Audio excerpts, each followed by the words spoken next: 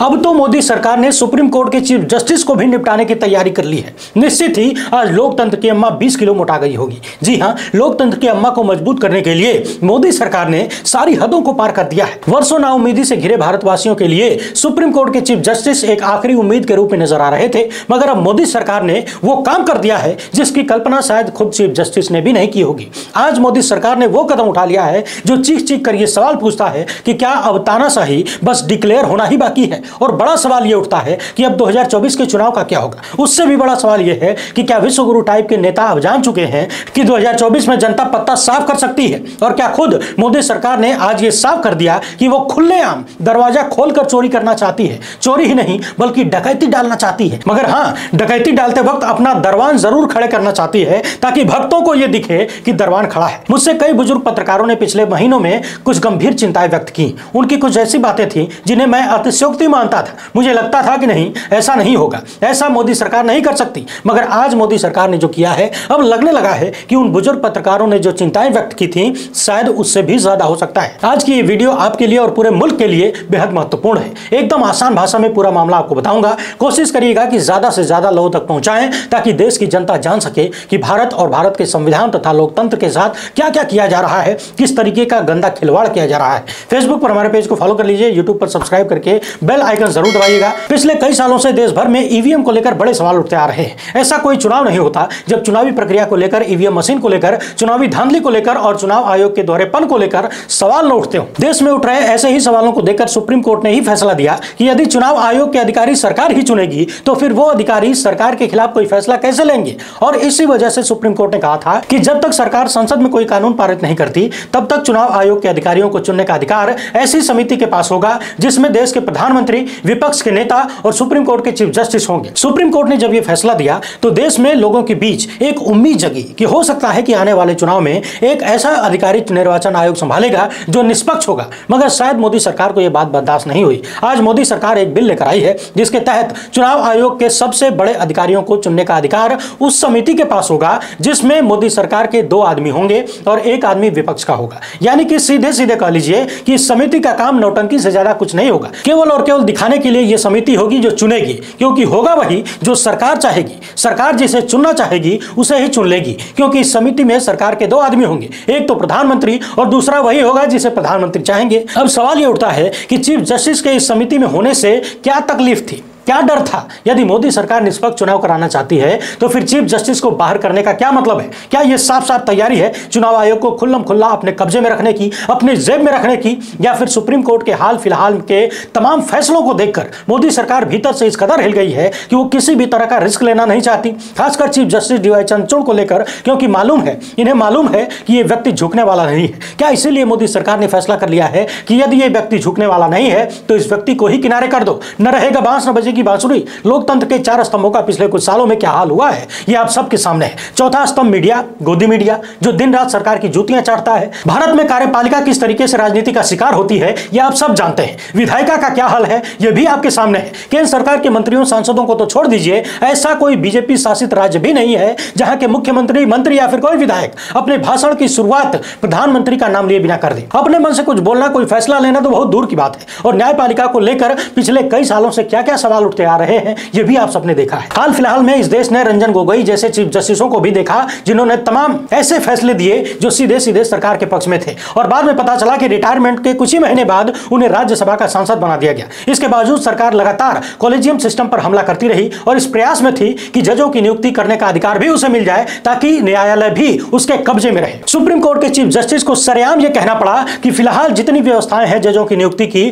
उनमें सबसे बढ़िया कॉलेजियम सिस्टम ही है, इसके अलावा कुछ भी नहीं है। यानी मीडिया, कार्यपालिका, विधायिका और न्यायपालिका सब कुछ अपने कब्जे में होना चाहिए, ये सरकार ऐसा चाहती है। और जब सब कुछ, सारा तंत्र, लोकतंत्र की सारी मशीनरी आपके कब्जे में हो तो फिर होता वही है जिसे तानाशाही का नाम दिया जाता है। मगर देखने वाली बात यह है कि जब से सुप्रीम कोर्ट में ये साहब आए हैं, मोदी सरकार भीतर से बुरी तरीके से हिली हुई है, कपकपाई हुई है, बिलबिलाई हुई है, और ऐसा कोई प्रयास अब तक नहीं बचा है जो इन्हें झुकाने के लिए न किया गया हो। चीफ जस्टिस को टारगेट करने के लिए, उन्हें मानसिक रूप से प्रताड़ित करने के लिए, उन पर दबाव बनाने के लिए लाखों की संख्या में गालियां दिलवाई गई। रिसर्च में यह पता चला कि कथित तौर पर जो लोग चीफ जस्टिस के बारे में अनाप शनाप लिख रहे हैं, उन्हें ट्रोल कर रहे हैं, उन लोगों को देश के प्रधानमंत्री यानी श्री नरेंद्र मोदी जी फॉलो करते हैं। हालांकि देश के प्रधानमंत्री जिन लोगों को फॉलो करते हैं उनमें गालीबाजों की लंबी लिस्ट है। उनकी भाषा इतनी गिरी हुई है कि गली का लुच्चा भी शर्म कर ले देखकर। मगर शायद ही किसी ने यह सोचा होगा कि सुप्रीम कोर्ट के चीफ जस्टिस को इस तरीके से किनारे कर दिया जाएगा और मोदी सरकार 2024 को लेकर इतना डर गई है कि कोई भी रिस्क लेना नहीं चाहती है। हाल फिलहाल में दिल्ली के एलजी और दिल्ली सरकार को लेकर जो मामला था, वहां पर भी आपने देखा कि सुप्रीम कोर्ट के फैसले को, संविधान पीठ के फैसले को अध्यादेश के जरिए पलट दिया गया। यानी कि दिल्ली में चुनी हुई सरकार के पास कोई अधिकार नहीं है, कोई औकात नहीं है उसकी। जो भी होगा, जो भी करेगी, केंद्र की सरकार करेगी। और एक बात, केंद्र सरकार जिस तरीके से फैसला ले रही है वो साफ साफ दर्शाता है कि सब कुछ हाथ से ना निकल जाए, इसलिए बहुत कुछ कर देने को तैयार है मोदी सरकार। मगर बड़ा सवाल यह उठता है कि देश के प्रधानमंत्री 2024 में अपनी हार से डरे हुए हैं या फिर हार के बाद की परिस्थितियों से डरे हुए हैं। क्या सत्ता में रहते हुए उन्होंने इतने गड़बड़ झाले किए हैं, इतने गलत काम किए हैं जो उनकी नींद हराम कर रहा है कि यदि सत्ता में नहीं रहे और दूसरी सरकार जो आएगी तो हमारे साथ क्या सलूक करेगी। देश में लगातार ईवीएम को लेकर सवाल उठता आ रहा है, मगर कोई ये बात नहीं कहता कि जब देश की जनता को ईवीएम पर भरोसा नहीं है तो फिर क्या मजबूरी है कि ईवीएम से ही चुनाव कराना है। हाल ही में एक रिसर्च में यह भी बताया गया कि 2019 के लोकसभा चुनाव में जहां पर भारतीय जनता पार्टी की सरकार थी, यानी कि जिन राज्यों में भी बीजेपी की सरकार थी, वहां पर यदि क्लोज फाइट थी कैंडिडेट्स के बीच तो बीजेपी के ज्यादातर उम्मीदवार जीत गए। यानी कि खुला खेल फर्रुखाबादी चल रहा है। पहले से ही देश के लोगों के भीतर आने वाले लोकसभा चुनाव में जबरदस्त धांधली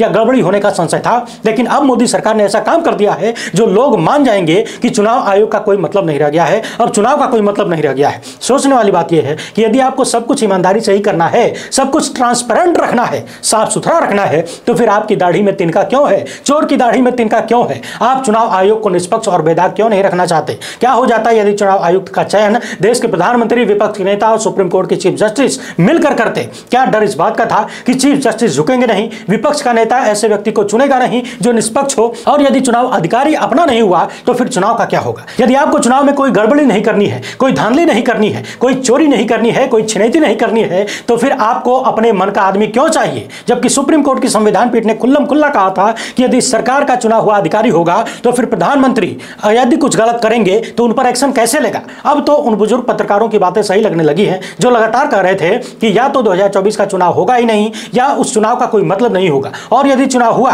और बीजेपी किस रूप में हार गई तो ये लोग आसानी से सत्ता छोड़ेंगे नहीं, कुर्सी छोड़ेंगे नहीं, और जरूरत पड़ी तो इमरजेंसी भी थोप देंगे। ये सारे आरोप लगातार सामने आ रहे थे और अब खुद देश की सरकार ने यानी मोदी सरकार ने इन सब पर ठप्पा लगाना शुरू कर दिया है। मोदी सरकार ने यह साफ कर दिया है कि हमें कुर्सी चाहिए, कुर्सी नहीं छोड़नी है, चाहे उसके लिए भले ही संविधान को दरकिनार करना पड़े, संविधान को आग लगानी पड़े, देश की जनता को लात मारकर किनारे करना पड़े, चुनाव आयोग हो या फिर सुप्रीम कोर्ट, इन सभी को कूड़ेदान में डालना पड़े, हम कुछ भी करेंगे लेकिन कुर्सी नहीं छोड़ेंगे। यहां एक बात और समझने वाली है, मोदी सरकार इस काम में बड़ी पारंगत है कि जब भी किसी सवाल में गिरने लगे तो उससे भी बड़ा सवाल खड़ा कर दिया जाए। हाल फिलहाल में मणिपुर के मुद्दे पर मोदी सरकार बुरी तरीके से गिरी हुई है। विपक्ष के सवालों का कोई जवाब नहीं है, मुंह से कोई शब्द नहीं निकल रहा है, तो सदन में खड़े होकर कभी पुरानी सरकार के घोटाले गिनवाने पड़ रहे हैं, तो कभी झूठे झूठे दावे करने पड़ रहे हैं, कभी स्मृति ईरानी मैडम उठकर बोल देती हैं कि किसी ने उन्हें फ्लाइंग किस दे दिया। यानी कि हद से ज्यादा गिरने का प्रमाण इन लोगों ने जनता को दे दिया है। इस मामले पर मैंने विस्तार से इस वीडियो में चर्चा की थी, मगर देखने वाली बात यह है कि YouTube पर जब मैंने इस वीडियो को अपलोड किया उसके थोड़ी ही देर बाद YouTube ने इस पर एक नोटिस चस्पा कर दिया, लोगों को देखने नहीं दिया जा रहा है, और उस नोटिस में लिखा है कि इस वीडियो में सेल्फ हार्म और सुसाइड जैसी चीजें हैं। आप भी जाकर देखिए, एक बार देखिए इस वीडियो को कि YouTube किस तरीके का खेल कर रहा है या फिर उससे करवाया जा रहा है। बात साफ है, इस वीडियो में मैंने सरकार के प्रति गंभीर कटाक्ष किए थे। भक्तों और IT सेल को बुरा लगा होगा, उन लोगों ने जमकर रिपोर्टिंग की होगी, इसके बाद YouTube ने ऐसा एक्शन ले लिया है। मगर देखने वाली बात यह है कि क्या YouTube के अधिकारी गूंगे बहरे और अंधे हैं? क्या किसी भी वीडियो पर यूं ही मुंह उठाकर कोई एक्शन ले लिया जाएगा? हमारे दर्शक लगातार WhatsApp पर बता रहे हैं कि YouTube पर तमाम फालतू चीजें पड़ी हुई हैं, एक से एक ऐसी चीजें, खराब चीजें पड़ी हुई हैं जिन्हें YouTube पर बैन होना चाहिए। YouTube को उनसे दिक्कत नहीं होती है, लेकिन आपकी वीडियो से बहुत दिक्कत होती है। दिक्कत क्यों है आप सब जानते हैं, बताने की जरूरत नहीं है। यानी कि लोकतंत्र पर चौतरफा हमला कोई भी माध्यम छोड़ना नहीं है। जो सरकार के खिलाफ बोल रहा है उसका मुंह बंद करा दो, जो सरकार के खिलाफ फैसला दे रहा है उसे डराओ, धमकाओ, चिढ़ाओ, परेशान करो, और तब भी लाइन पर ना आए तो उसे किनारे कर दो। बहुमत का जैसा दुरुपयोग आज की सरकार कर रही है, शायद इसे देखकर देश की जनता कभी भी किसी भी राजनीतिक दल को बहुमत देने की हिम्मत न जुटा पाएगी। वहीं बहुत सारे जानकार इस बात की भी चिंता व्यक्त कर रहे हैं कि जिस तरीके से मोदी सरकार बौखलाई हुई है, यदि किसी भी रूप में 2024 में इन्हें मौका मिल जाएगा तो शायद देश का संविधान भी ना बचे। जी हां, बाबा साहेब के संविधान को भी पूरी तरीके से नेस्तनाबूद किया जा सकता है। इस तरह के आरोप भी लोग लगाने लगे हैं। मोदी सरकार ने आज जो कदम उठाया है है, जो कदम आगे बढ़ाया है, वो साफ करता है कि उन्हें निष्पक्ष चुनाव नहीं चाहिए। उन्हें मालूम है कि यदि चुनाव निष्पक्ष हुआ तो हार हो सकती है, और हार भी इतनी बड़ी हो सकती है जिसकी कल्पना भी उन्होंने नहीं की होगी। जब पिछली बार तमाम लहर होने के बावजूद भयंकर तरीके से चुनावी गड़बड़ी के आरोप लगे, तो इस बार तो कहानी पूरी तरीके से उल्टी है। शायद यही डर है कि मोदी सरकार लोकतंत्र की ऐसी की तैसी करने से पीछे नहीं हट रही है। चुनावी बांड को याद कर लीजिए, निष्पक्षता लाते लाते ऐसी व्यवस्था कर दी गई कि कौन कितना पैसा कहां से दे रहा है पता ही न चले, खाली सरकार को पता चले, ताकि सरकार ऐसे लोगों को टाइट कर सके कि दूसरी पार्टी को पैसा मत दो, देना है तो हमको दो, नहीं तो ऐसे कान मरोड़ा जाएगा। और इसका परिणाम क्या हुआ सबके सामने है, आप सब देख रहे हैं। ज्यादातर चुनावी चंदा बीजेपी के खाते में जा रहा है और देश के सारे विपक्षी दल बैठ के टुकुर टुकुर मुंह ताक रहे हैं। इस तरीके से सरकार ने तमाम सारे ऐसे कानून बनाए जिन्हें बनाते वक्त निष्पक्षता और ट्रांसपेरेंसी की बात की गई,